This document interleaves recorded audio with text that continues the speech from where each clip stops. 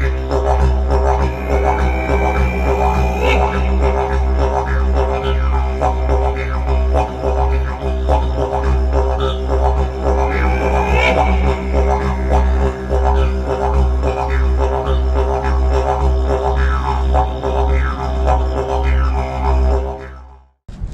everyone, welcome back to Skeledon, Bushcraft and Survival. Glad you could join me, and thank you very much for tuning in.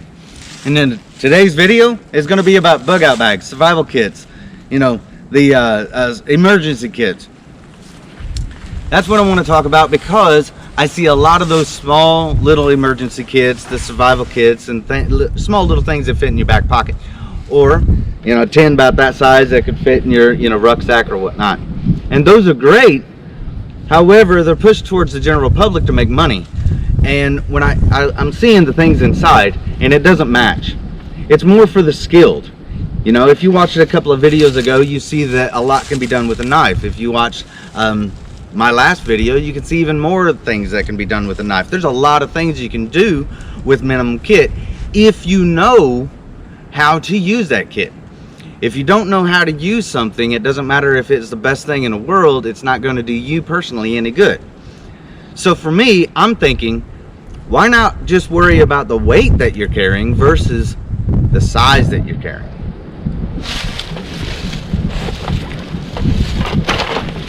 In this kit right here,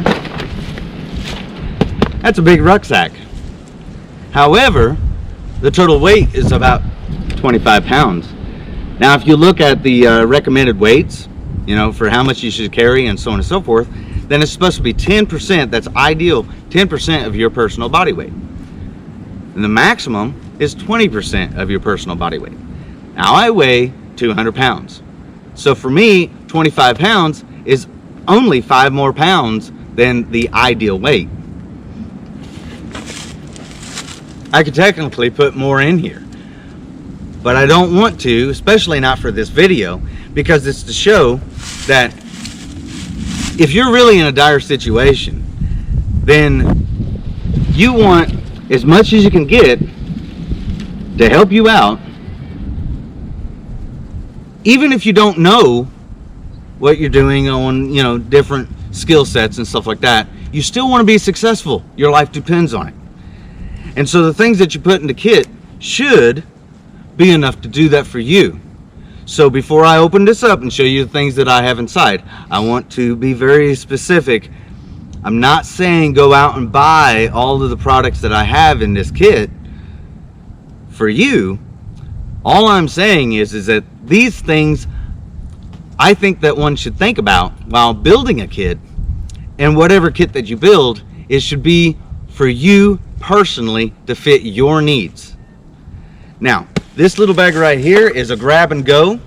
Everything that I need is in this kit, and I'm going to bring the camera up and I'm going to show the things inside.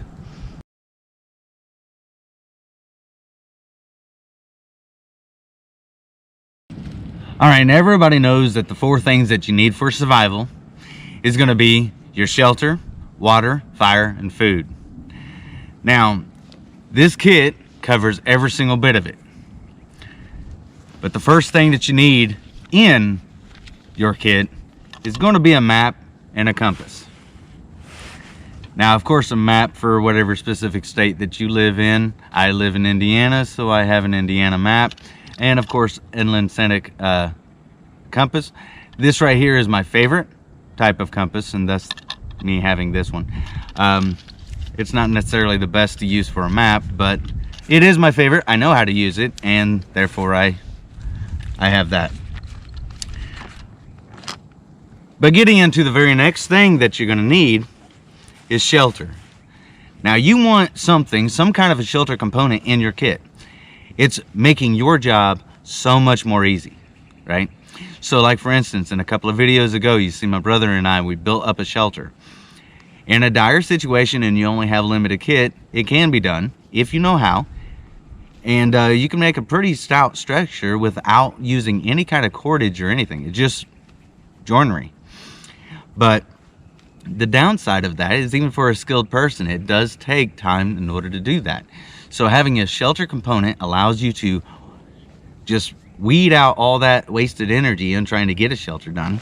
Now, I personally like to use the space blanket. This is a space blanket. On one side it's orange, which is extremely good for survival. You want to be found. If it was a bug out situation, of course, then you would want something camouflage. That would be harder to see.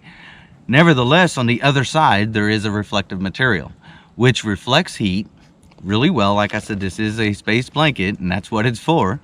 So you get this built up, and then you get your fire in front, and that's going to do a lot more for you than most of any kind of structure that you would spend hours on building. So very valuable thing to throw in your kit. It doesn't weigh very much. It doesn't add anything to it, and it's pretty small comparably, and so it's something to think about. That's what I like to use. You can use a tarp, whatever you want to use, but that right there works really good. Then after you get your shelter done, you do need, of course, fire, because more than likely you're going to have to boil water. So I have a very thought out fire kit. The very next thing is going to be warmth, some kind of sleeping, apparatus, some kind of a sleep kit, some kind of a sleep system. Say it 3 or 4 ways until I get it right in my head so that I can talk to you about it. But in a couple of videos ago, you've seen us put leaves up underneath there to get us off of the ground. Some kind of a barrier between the ground and us. And the reason why is because the body heat will just escape out away from you, and you'll wake up in the middle of the night freezing to death, even though that the fire is still going good and strong. So to eliminate that time that it takes, it's nice to have a sleep system, one that you trust, one that you've already tried out and know it's going to work good. And for me, I have a Thermarest air mattress. Lay that out first. Then I lay out the bivy bag, which is 100% waterproof. It's Gore-Tex. And then I put my sleeping bag inside the Gore-Tex and Gore-Tex on top of the sleeping mat, and that's how I do it. It works the best for me. So that with the fire going, it's excellent. And the next thing that I'm going to bring up is having some kind of a pillow. Now this specific pillow right here, before I brag on it, I'm not trying to say go out and buy this. I don't do that. But I'm going to say that you're not wasting your money if you do go out and buy this. It's from Outdoor Vitals. You need your water. I'm going to set things aside so that I can have room.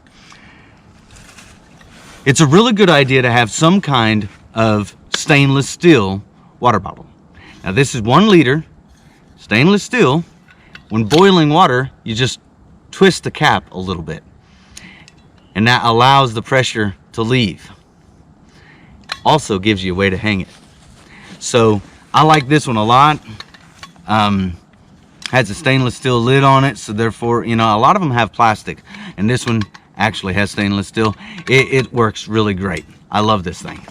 Now another thing about water though is like one liter is not enough, and that's the reason why that I have another liter bag here, and it's collapsible, so it doesn't take up any more room.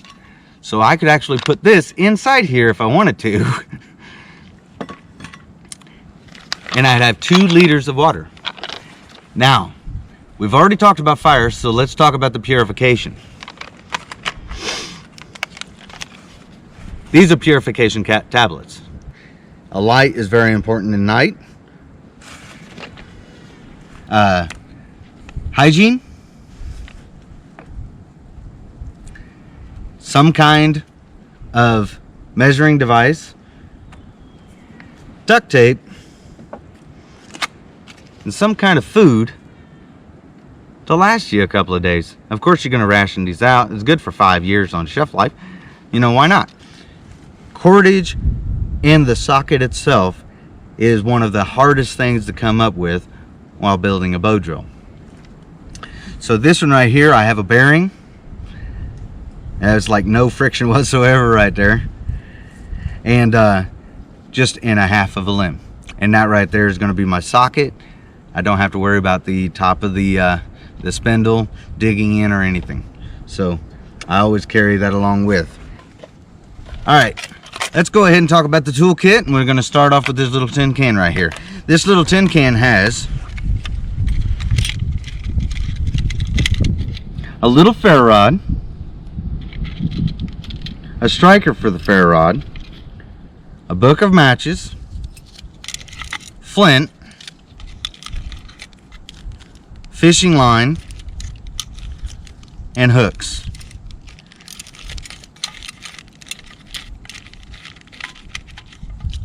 Now, for the most part, in this kit, the only thing that I would use out of it is probably going to be the fire components of this little kit. I don't like the idea that just because you have a hook and line, you're good to go. However, it's small, easy to tuck away, and it's not a bad idea to have on you. So I do have some on me. If I am in a location where I can get some fish, I am good to go to get some fish. All right, then the toolkit, moving on to the knives. Now I have 3 knives here. And the reason why that I have 3 knives is because, number one, I have my neck knife. It makes around the camp area so much easier to just be able to grab the knife when you need it. It's right there on your neck. And my brother showed in an earlier video on how he carries a neck knife. It's really nice, and it keeps it from swinging out too far. And I like to carry mine. I wear button-up shirts. I like to carry mine. I kind of stole his idea on that. Now, that does make things easier. Then I also have a carbon steel Mora Garberg. Now, this right here is going to be the primary knife, but I like having a backup knife as well. And that's the reason why that I have and carry the stainless steel Mora Garberg. Along with having knives, you need some way of sharpening the knives if they were to go dull, and they will. And that's the reason why that I carry a sharpening stone. It's got the coarse side here. It's got the fine side, well, it's finer side. And I have this in a leather sheath that I made. And of course the belt right here to carry all of this. Baco Laplander saw. And 2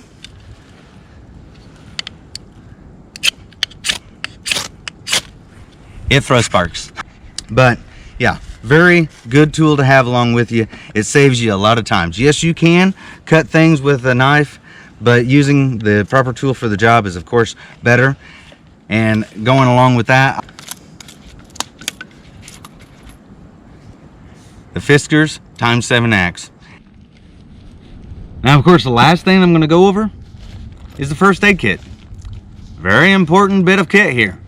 Inside of this kit, it's got a sewing kit, extra bags so you can put your medicine in there. Getting back to the sewing kit, it's not much, but it is something, and it could definitely help you repair and things like that. As you see, fits right back into the rucksack. 25 pounds. I mean, it's not really that much.